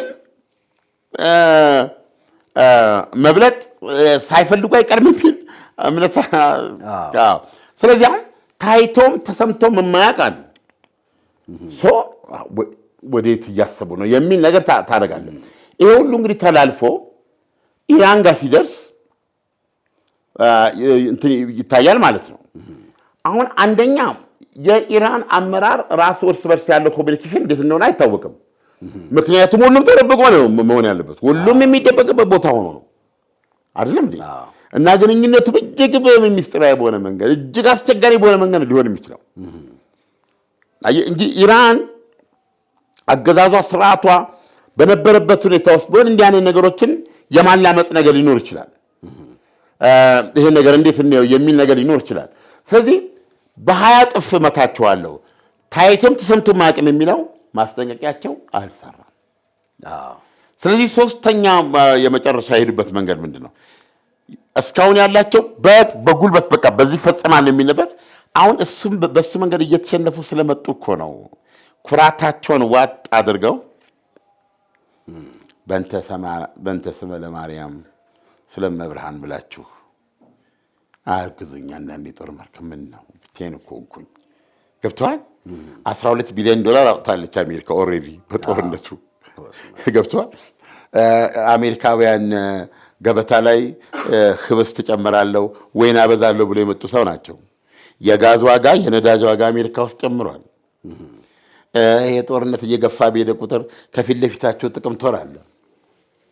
የአጋማሽ የሚባለው ምርጫ አለ። አሁን ይህን ጦርነት ኢራን እንደው ተማሙታ በዚህም በዛም ብላ ካቆየችው የአሜሪካ ምክር ቤት ውስጥ ብቻ 50 ወንበር ሊያጡ ይችላሉ ተብሎ የተሰላ ነው ያለው። ይሄ ደግሞ አሜሪካ ኮንግረስ ውስጥና ሴኔት ውስጥ በቁጥር አሁን ሪፐብሊካኖች ያላቸውን በዲሞክራሲ መበለጥ ማለት ራሳቸው ዶናልድ ትራምፕ ተናግረዋል። በቁሜ ነው የሚሰቅሉኝ ብለዋል። ሪፐብሊካኖች ይሄ እንደሆነ ዝም ብላችሁ ካያችሁ እና ኮንግረስ ውስጥ እነሱ ከበለጡ ዲሞክራቶች ሴኔት ላይም እንደዛ ከሆኑ ለመጨረሻ ጊዜ ይከሱኛል። ከሰው ሴኔት አቁመው ገብቷል ስልጣኔን ገፈው አይተቆም። ከዛ በኋላ ጣፍንታቸው ከዛም በኋላ አይለቁኝም ወይ ሊከቱ ገብቷል። ለሳቸውም ሚድተርም ምርጫ የሚባለው የሪፐብሊካን ፓርቲ የምክር ቤትና የሴኔት ቁጥጥራቸው ማጣት ብቻ ሳይሆን በቀጣዩ ምርጫ ላይ ከ2 ዓመት በኋላ በሚደረገው ምርጫ ላይ ዲሞክራቶች አያሆ ማታ ነው ድል እያሉ ከነበቀል እንትናቸው ወደ ዋይት ሃውስ ሊመጡ ነው ማለት ነው። አየህ፣ ስለዚህ ይሄን ሲናሪዮ በማሰብ በጣም ያስጠነቀቁ ሰው ናቸው። ማን ነው? ዶናልድ ትራምፕ። ስለዚህ አሁን ወደዚህ ጦርነት ሲመጡ ራሱ ካካካ አድርገው ልክ እንደ ማዱሮ አይደለም ሰጡ ማስጠንቀቂያ። ከስር የሚሄዳል፣ እዛ መግለጫ ሰጥቷል፣ እዚህ ታሪፍ ይሉሃል፣ እዚህ አንዱን ሀገር ያስጠነቅቃል፣ እዚህ አውሮፓን ግሪንላንድን አምጡ አታምጡ ወየውላችሁ ይላሉ፣ እዚህ ይባላል። ከስር ግን ብዙ የሚሰራ ነገር አለ እዛ። ስለዚህ ሁላችንም ባልጠበቅንበት አንድ ሌሊት ዶናልድ ትራምፕ መጥተው ፍንዳታ ተሰማ። ምንድነው? ቬንዙዌላ ውስጥ ፍንዳታ እየተሰማ ነው። እንትን አልታወቀም። የሰው አልቦች ይታያሉ፣ ሰዎች እንደዚህ ይናገራሉ፣ መሬቱ ይናወጥ ነው ገለመሌ ይላሉ ምናምን ነው። ወዲህ ገብቷል። ሲነጋ ዶናልድ ትራምፕ አመት እዛ ትንሽ እንትን ማን ነው ቬንዙዌላ ላይ እርምጃ ወስደናል እና አጭር እንትን ነው እንትናት ይዞ እየመጣ ነው። እኔ እስካሁን ድረስ ለምን ያልቻልኩት በግብታ ዜና ውስጥ ነው ያረጀሁት አይደል? ህልም ነው የሚመስለው። እኔ ገጥሞኛል። በዚህ ደረጃ አሜሪካ ገብታ ከመኝታ ውስጥ አውጥታ ሰውየውን አሳፍራ በአካል ስታደርገው እኔ ሞርዲካይ ቫኑኑ ነው እንዲህ ሲሆን ያየሁት። ሞርዲካይ ቫኑኑ ነው እንዲህ ሲሆን ያየሁት። ሞርዲካይ ቫኑኑ አሜሪካ ማን ነው የእስራኤልን የኒውክሌር ባለቤትነት ያጋለጠ አንድ ሰው ነው እና እሱ እንግሊዝ ውስጥ ገብቶ ውል ተፈራርመው ከጋዜጠኞቹ ጋር ሰንዴ ታይምስ መሆን አለበት። ስቶሪውን አወጣና በኤፒሶድ ነው እንግዲህ ኤፒሶድ 1 ኤፒሶድ 2 ማለት ክፍል 1 ክፍል 2 እያለ ጋዜጣው ሊሰራው ነው የተወሰነ ገንዘብ ሰጥቶት ማለት ነው። ስለዚህ ጋዜጣው ነው እንትን ያስቀመጠው ሆቴል ውስጥ እና ክፍል 1ን አውጥቷል። ክፍል 2 ዓለም ክፍል 2 ይፈልጋል ማለት ነው። በተጨባጭ እንትኖቹ እንዴት እንደተሰራ ምን ያህል እንዳሏት ሊዘረዝር ነው ያሰውዬ። እዚህ ግን እስራኤል ጋር ስትመጣ ኦሮሮ ገብቷል። ክፍል 2 ማውጣት የለበትም። ስለዚህ ሰውዬ ያዙት ተባለ። ትእዛዝ ነው የመጣው እንግዲህ ከላይ እንዴት ይያዝ አንደኛ እንግሊዝ ውስጥ እርምጃ መውሰዳችን አለው እንደየሀገሩ ባህሪ ይወሰናል። ለምሳሌ ጣሊያን ውስጥ በጣም ሲምፕል ነው ብዙ። እንግሊዝ ውስጥ ግን እርስ በርሳቸው እንትን አለ። ይሄ እንግሊዝን መናቅ ነው፣ የእንግሊዝ ሴኩሪቲ መናቅ ነው። እርምጃ አትወስድም፣ አታፍንም። ገባ? ስለዚህ ይህ ሰውዬ እንዴት ታውጠዋለህ ሲባል ትእዛዙ መጥቷል ከበላይ። በቃ የሰውዬ ይውጣ፣ ሁለተኛው ክፍል እንዳይወጣ ነው። አሁን ሰንዴ ታይምሶች ያንኛው ክፍል አውጥተው ለሁለተኛው ክፍል ኢንተርቪው ሊሄዱ ነው ሰውዬው ጋር እና ያንን ሰርቶ ሊወጡ ነው። አየህ፣ አሁን ይሄ በሚባልበት ጊዜ እንትኑ ወርዷል። እርምጃ ከመወሰዱ በፊት እርምጃ እንዴት አድርገን እናውጣው የሚለውን ስታሰብ ሰውዬው ይጠናል ማለት ነው። ሰውዬው ሲጠና የፍቅር ረሃብ አለበት የሚል ድምዳሜ ላይ ደረሱ እና ይህን ሰውዬ ለመጥለፍ መንገዱ ፍቅር ነው። ፍቅር ረሃብ አለበት ስላለ በቀላሉ ይወድቃል ማለት ነው። ስለዚህ ሲንዲ ነኝ ብላ የተዋወቀችው አሜሪካዊት ሆና የተዋወቀችው ሴት ታዛ ተገባች እንግሊዝ ማለት ነው። ገብቷል። እና እሱ ይሄን የሚያውቀው ካለፈ በኋላ ነው የሚናገረው። አይኔን ብሌኑን ነበር የምታየኛለ። ኢትስ ላይክ ሲያልፉ እኮ ነው፣ በድንገት ነው እሱ በድንገት ነው ለሱ ኤቭሪቲንግ ኢዝ ታይምድ እና ልፍ ብላ አለችውና ብላ ስትሄድ ገብቷል። እንደው እቱ ቡና ብንጠጣ ብል ይመስልሻል አላት። ገባ ከዚህ ነው። ስለዚህ ሰውዬ እዛ በተያዘ ይህን ባደረገችው ቁጥር እዛ ሲያወሩ የፍልስጤም ምናምን ደጋፊ ሆና አይነት ነገር የምታወራው ከዚች ጋር ምንም ታሪክ የለውም። ስለዚህ ሀሳቡን ከሀሳቧ ጋር እሱ ምንድነው እንግሊዝ እስራኤል ሰው ትጨርሳለች ብሎ ነው የሚፈራው። ኒውክሌር ስላላት አሁን ባለው ሁኔታ ሚሊዮኖች ያልቃሉ፣ ይሄን ነገር ባካችሁ ኒውክሌር የሚል ነው እሱ። ከዛ በኋላ ይዛው ምንድነው አገኘችው እና ጋዜጠኞቹ ማነች ይቺ በጭራሽ አለሱ በጭራሽ እኔ ራሴ ጠርጥሬ ብዙ ነች ካርገታለሁ ኮምፕሊት ያለችም አይ አንተ ተላላ ሰው አይ ተዋክባክ ትነግራቸዋለህ። ከዛ እንደን ደግሞ እዛው ጋዜጣ ክፍል ውስጥ ጋዜጠኞቹን ይሰልላል። ስለዚህ አሁን ጋዜጠኞቹ ነቅተው ይሄን መሆኑን ስለተረዱ ጊዜ የለምና ምን መደረግ ሰውዬ ቶሎ መውጣት አለበት። እንዳድርገስ እንጂ አብሬ ልቆይ አልችልም እዛ እንትን ሆኖ ምን ጣሊያን ሀገር እንደዚህ ሆኖ እንደዚህ ስለተባለ እናንተ ትሄዳለህ ከኔ ጋር ደርሰን እንመለሳለን አለች። አውሮፕላን ተሳፍሮ ከሷ ጋር አንድ ቀን እኮ ጣሊያን ተሳፍሮ ትኬት ገዝታ ስለሰጠችው ሄደ ይላል። በጣም የሚገርመው ከመኪና ወርደስ የተቀበለን እሷ ያለችው የት ወንድም ምናምን ያለችው ነገር አለ እና የተቀበላችኋል ሰው ለመኪናው ምንድን ነው ናው እዛ ገብተው ሲሄዱ ጥያቄ አለኛል። በጣም ነው የሚነዳው ይሄ ያ የነበረው ነገር ምናምን አሁን ጥርጣሬ ውስጥ ገብቷል። ጥርጣሬውን ለመግለጽ ወደ እሷ በዞረ ቁጥር በጣም ተስመው ነበር። ፋታ አልሰጠችው። በጣም ነው የምትስመው። እንዲሁ እንደተሳመ ከመኪና ወርዶ አንድ ቤት ውስጥ እርግጠኛ ነኝ እዛችን በር እስኪገቡ እየሳመችው ነው። ምንም አውቀው እና የሚያውቀው ነገር ልክ በሩ ሲከፈት መጋኛ መታኛለ። ለምን ዘጉት። ከዛ በኋላ ይሄ ነው ታሪኩ እና በዛ ነው የተሰረቀው። እኔም ማውቀው በቁመተ ስጋ በዚህ መንገድ ከዛ ወጥቶ በፍጥነት ከጣሊያን ወደ ባህር ላይ ተወስዶ በመርከቧ ደግሞ እዛ የምትጠብቅ መርከብ ነበረች ሃይፋ ወደብ ላይ ያመጣችው ማለት ነው የእስራኤል። ከዛ ተወስዶ ኢየሩሳሌም ፍርድ ቤት በሶስተኛው ቀን ፍርድ ቤት ተጠይቆ ቆሟል። አሁን በወቅቱ የነበረ ያይን ጋዜጠኛ ነበርኩኝ ጋኔ ኢትስ ላይክ ኤሊየንስ ታዩ አይነት ነገር ነው እና ዜናውን እንግሊዞች ከዛ ድም ታውቃለህ ቢቢሲ ሞርዲካይ ቫኖ ኢዝ ቫኒሽድ ነው ዜናው የት ነው የገባው እየተባለ በስንተኛው ቀን እጁን ታስሮ ሞርዲካይ ቫኖ ኢየሩሳሌም ፍርድ ቤት ቀርቧል። አሁን ጥያቄ ምን ነው እንዴት ወሰዱት? በጣም የሚል ነው ግባን እንትን ያሉት እንደዚህ ነው። ማናቸው ማዱሮን እኮ በኒውዮርክ ላይ እኮ እንደዚህ ያርጋ ይዘው የሚገርም ወታደራዊ እንትን ነው። እንዳም ይሄን አደረጉ ማለት ነው። ዓለም ላይ ተመሳሳይ ነገር ነው ያሰቡት።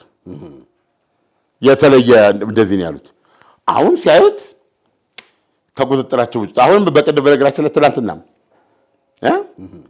ጦርነቱን አሁን በቃ አልቋል ስናሉ አሉ አባሪ ገባ በኋላ መልሰው ደግሞ ግን እርግጠኛ ሊሆናችሁ ራሳቸው ማለት ነው። እና ምንድነው ያሉት when I feel it in my bones ጦርነቱን የሚያቆሙት ጦርነቱ አልቋል በቃ አሁን ምንም ዘያ ብዬ አጥንቴው ሲሰማኝ ነው ማቆመው ያሉት። ነገር ግን ኢራኖች እያሏቸው ያሉት እየሞትንም ቢሆን አንድ ነገር ይሄን ጦርነት ተሳቆም እኛ ብናቆም ይሄን ጦርነት እኛ እንድናቆም ከፈለገው ከኛ ጋር ቁጭ ብለው ሁለተኛ አይለምደኝም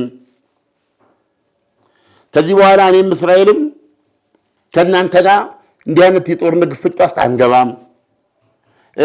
የሚሳኤሉንና የተጋትሮ ተራዳውን ጉዳይ ህጋዊ መብታችሁ ነው። የውሾን ነገር ያነሳ ውሾ ይሁን። የሚሳኤሉን ጉዳይ ግን ከመጣችሁ ምን የኒውክሌሩን ትልቁ ባርጌናቸው ኢስፋሃን ውስጥ ተቀብሮ የሚገኘው ያቺ 460 ኪሎ ግራም 60% የበለጸ ዩራኒየም እሷን ሊሰጡ ይችላሉ ኢራኖች። አሁን እሷን ልንሰጣችሁ እንችላለን በቃ ኒውክሌርንም አንፈልግ። በተረፈ ግን ለሰላማዊ ዓላማ ማበልጸጋችንን እርግፍ አድርጋችሁ ተው የሚሉትን ነገር አናነሳም። የውሾ ነገር ያነሳው ይችላል ገብቷል። ከዚህ በኋላም ግንኙን አብረው ያቀረባቸው ፕሮጀክቶች አሉ ለእንትኖች እነሱ አሉ ማዕቀቡ እንደሚነሳና ከዛ ኢራን ሀብላ እንትን ለማለት ነው ከዛ ይሄ የውስጥ ተቋሚ የሚባለው ነግረውታል ተቋሚዎቹ። ከዚህ በኋላ እኛ እንዲህ የምንባል ነገር የለም ከእስራኤልና ከአሜሪካ ነጥለን አናያችሁም ስለተባሉ እና በፊት ያደረጉት ስለሚታዩና እስካሁን ባለው ምንም ማድረግ ስላልተቻለ እሱን ክራሽ ያደርጉታል ተብሎ የሚታሰቡ። ስለዚህ ይሄንን አሁን እነሱ የሚፈልጉት ኢራኖች አሁን ዶናልድ ትራምፕ ይህን ጦርነት አቆማለሁ ብለው ቢሉ ኢራኖች ተያይዘው ቢያልቁ ይሻላቸዋል እንጂ ምንም ያገኙት ጥቅም አለ? ስንት ሰው አጥተዋል፣ ስንት ነገር ተከፍሏል። አየህ። ስለዚህ ተመልሰው በየቀኑ ወደ ድርድር ለመሄድ ይሄ እዚህ ሁኔታ ውስጥ ነው ያለው። ስለዚህ ነው የሆርሙዝ ሰርጥን ይዘው ያሉት። አሁንም የነዳጅ ዋጋ $105 ድረስ እየሄደ ነው። ዛሬም እንደዚህ ነው የሚጨምረው፣ ምክንያቱም በነዳጅ እየተላለፈ አይደለም። ምንድን ነበር የተነጋገርነው እኛ የሐሙስ ዕለት ስንቀርብ ብለናል። ባለፈው ሐሙስ፣ ዛሬ ማክሰኞ ነው አይደል? በጣም እርግጠኛ ነኝ የነዳጅ ዘይት ዋጋ በሚቀጥሉት እስከ ሐሙስ ባለው ድራማቲክ ለውጥ ያሳያል። ስለዚህ አሁን ይሄ ደግሞ ዶናልድ ትራምፕን የሚያስከፍላቸው መስዋዕትነት ኦልሞስት የሚድተርሙን ምርጫ ከወዲሁ እያጡት መሆኑን የሚያረጋግጥ ነው የሚሆነው። ለዚህ ነው ቶሎ ኑና ይህን ነገር እያጀብን ነዳጆቹን እናስተላልፍ የሚለው። እሱን ደግሞ ኤክስፐርቶች ሲሉ በዚህም መውጫ የላቸውም። ዶናልድ ትራምፕ ያ ሁሉ ተቀናጅቶ የእንትኖቹ እንቅስቃሴ አጀባ እስኪጀመር ሳምንታት ይወስዳል። ይሄ ሳምንት የሚሉት ነገር እንዴት መጥፎ መሰለ። በዚህ ጦርነቱ የጊዜ ነው እና የነዳጅ ዋጋው የሚያመጣው ክራይሲስ ዶናልድ ትራምፕን ከወዲሁ የሚድተርም ምርጫን የሚያወጣ ነው። ቅድም ለመደምደሚያ ይህን ሳነሳልን ለምንድን ነው ልክ ማዱሮን በዛ መንገድ ክሊን የሆነ ኦፕሬሽን ቷ መብራቶችን አጠፋፍተ አድርገው ነው ያመጡት። ኒት የሆነ ወታደራዊ ስራ ነው። ይህኒ ነገና ከነገ ወዲያ ይሄን ማድረግ እችላለሁ ብሎ የሚያስብ ሀያል ካለ ቴክስቡክ ነው ያይን የተሰራው። የቴቱ ጋር ነው የምትመታው። ዛ ኒት ነገር ነው የሰሩት። ይሄ በራሱ ኢራኖችን ያስፈራራልኛል ብሎ ነበር። እኔን ያየ ተቀጣ አይነት ነገር አድርገው ነው እንትናን ለማሳየት የሞከሩት ማዱሮን አይደል? አሁን እንደዛ ነው አልሆነም በፍጹም።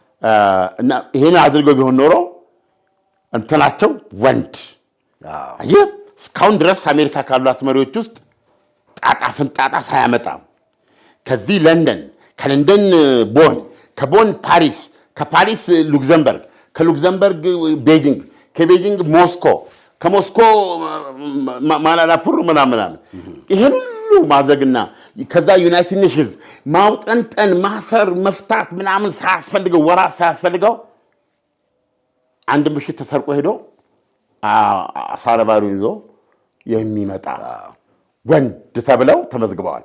አሁን ልክ እሳቸው እንዳሰቡት በአንድ ሳምንት ውስጥ የኢራንን ቷ በአንዴ መሪዎቹን ከማግኘታቸው ጋር የሚሳኤል ክምችቱን ከመምታት ሾክ በራሱ ኦኬ ብለው ቋንጥተው ድርድሩ ላይ እንዲፈርሙ ሲያደርጉ እንትናቸው ምን ይሆናል? ፖፑላሪቲያቸው ጣራ ቀዶ ይወጣል አይደለም? ዲሞክራቶችን ለሚቀጥሉት 2 የስልጣን ዘመኖች አስተኝተዋል ማለት ነው። ያንን ፈልገው ሄደው አሁን ግን እንትን ውስጥ ተይዘዋል። አሁን አረንቋ ውስጥ ተይዘዋል እና ዶናልድ ትራምፕ የወንድ መውጫ አጥተዋል። ገብቷል? ያ የወንድ መውጫ ምንድን ነው? የመጨረሻው በ20 እጥፍ እመታቸዋለሁ፣ ተሰምቶ በማቅ እንትን እመታቸዋለሁ። ይሄ አልሰራም። ሶስተኛውና የመጨረሻው ነው። እሱ የሄዱበት ካርግ አይላንድ ነው። ካርግ አይላንድ ላይ መጡ። የኢራን 90% የነዳጅ መሽጫ ነው። ስለዚህ በዚህ ልትደራደራችል። በአጠቃላይ አሁንም ቢሆን በዚህ ጦርነት መሃል ልክ ተደብድቦ በበነጋታው 2 መርከቦች ተሞልተው ወደ ቻይና ሄደዋል። ገብተዋል። እህሉ ያስፈልጋል። 90% የሀገሪቱ የኦይል ኢንዱስትሪ ያለበት መሸጫው ኢንፍራስትራክቸሩ ያለበትን ቦታ ምን አደረጉ ማለት ነው? ማንኛውንም ወታደራዊ መከላከያውን ላባውን ነጩት እና ሙቅ ውሃውን ሲጨመሩት ሙሽልቅ አድርገዋታል ደሴቷን። ከዚህ በኋላ ትእዛዝ ከሰጡ ደሴቷን ማስመጥ ብቻ ነው። ወይም ተጨማሪ እየገባ ያለ ይሄ ማሪንና አምፊቢያን ኃይል ከባህር ኃይል ትሎች ናቸው። ይሄ ደግሞ ምንድነው መሬት የሚቆጣጠሩ ናቸው ስልጣናቸው ማለት ነው። በእነሱ አማካኝነት እንትኑን ይዙታል ነው። ይሄ ምንድነው ካርግ ደሴትን ቶታሊ የኢራን ኢኮኖሚ በቃ ሙሉ በሙሉ ያንቃሉ ነው። ይሄን አሁን ያለው እንትን ስናየው ይሄንን አደረጉ፣ አስጠነቀቁ ማለት ነው ለኢራኖች። ነጋግረው አይተዋል። ከዚህ በኋላ ማዳን አይችሉም ያንን ደሴት። ስለዚህ ለአንድ ደው አሏቸው። የመጨረሻው ጋምብላቸው ነው። እነሱ የሰጡት ምላሽ ምንድነው? አንድ ደው። እኛም የሰላጤውን ሀገሮች ነዳጅ ተመሳሳይ እንትን እናነዳለን የሚል ነው። በሁለቱ መካከል ያለው የፍልሚያ መፋረጃ ብቸኛ የቀራቸው ጉዳይ ምንድነው? እንዳሉት ወይ ካርግ ደሴትን በመደብደብ የኢራንን የኢኮኖሚ የነዳጅ መሰረተ ልማት ማውደምና ጠብታ ነዳጅ እንዳትሸጥ ማድረግ ነው። ይሄን ደግሞ ካደረጉ ምን ሆነ ማለት ነው? ጦርነቱን ብለው የተነሱበት ዋናው ምክንያት ኢራናውያን አገዛዙን እንዲጥሉ በተቃዋሚ ስለመታቸው አይደለም፣ እነሱን ለመታደግ ወይም ለኢራናውያን በሚል ነው። ይሄን ስትመታ ግን የኢራናውያን ሀብት ነው ገብቷል። ይሄ ቤዚካሊ የኢራንን ህዝብ ለብዙ መከራ የሚጥለው ነው። ስለዚህ ይሄ ነገር ስላስቸገራቸው ይመስለኛል ዶናልድ ትራምፕ በኃይል ለመቋጨት ያላቸው ኦፕሽን ሁሉ አልቆባቸው እነ እንግሊዝን እባካችሁ ተለመኑኝ፣ እነ ቻይናን እባካችሁ ተለመኑኝ ለማለት እንግዲህ ቻይና ላይ በማርቻውን በዚህ ወር ላይ ጉብኝት ያደርጉ ነበር። በአንድ ወር አራዝሜዋለሁ ብለዋል። ቻይናም እስካሁን ድረስ ልካሉ አላለችም። እና ዶናልድ ትራምፕ ያሉበት ሁኔታ ይሄ ነው። ይህ ከዓለምነህ እንስማ ፕሮግራማችን ነው። ጊዜ ለሁሉም መልስ አለው። ኢራን፣ አሜሪካና እስራኤል ዳግም አንወጋሽም ብለው ቃል እስካልገቡ ድረስ ይህን ጦርነት አላቆምም አለች። ዶናልድ ትራምፕ ይህንን ጦርነት ማቆም የምንችለው እኛ ነን አሉ። ለዚህ ጊዜ መልስ ይሰጣል። እኛም ጊዜን ተከትለን ዜናውን ይዘንላችሁ እንቀርባለን። የዛሬው ፕሮግራማችን ይህን ይመስላል። ውድ አድማጭ ተመልካቾቻችን ፕሮግራማችንን ላይክ፣ ሰብስክራይብ፣ ሼር ሱፐር ታንክስ ውስጥ በመግባት ማበረታታት ትችላላችሁ። መልካም ጊዜ። እስከ 30% ታላቅ ቅናሽ ከሚያገኙበት ከሰመር ሪል ስቴት በመሃል ከተማ እንግሊዝ ኤምባሲ በካሬ ከ88 ሺህ ብር ጀምሮ ከ50% የባንክ ብድር ጋር ከዚህ በፊት በካሳንቺስ ሴቶች አደባባይ ጥንቅቅ አድርገን ማስረከባችን ይታወቃል። አሁን ደግሞ ውብና ነፋሻማ አየር ከሚያገኙበት በእንግሊዝ ኤምባሲ ከባለ 2 እስከ ባለ 4 መኝታ ቅንጡ አፓርትመንት ቤቶችን በ10% ቅድመ ክፍያ ብቻ ያገኛሉ። 5 ሰፋፊ ሊፍቶች ከዘመናዊ የኤሌክትሪክ ቻርጅ ጋር ዘመናዊ የመዋኛ ገንዳ፣ ጂምና ስፓ፣ አውቶማቲክ ጄኔሬተር፣ የከርሰ ምድር ውሃ፣ የደህንነት መጠባበቂያ፣ ሲሲቲቪ ካሜራ ከሰፊ አዳራሽና ቴራስ ጋር በአንድ የያዘ።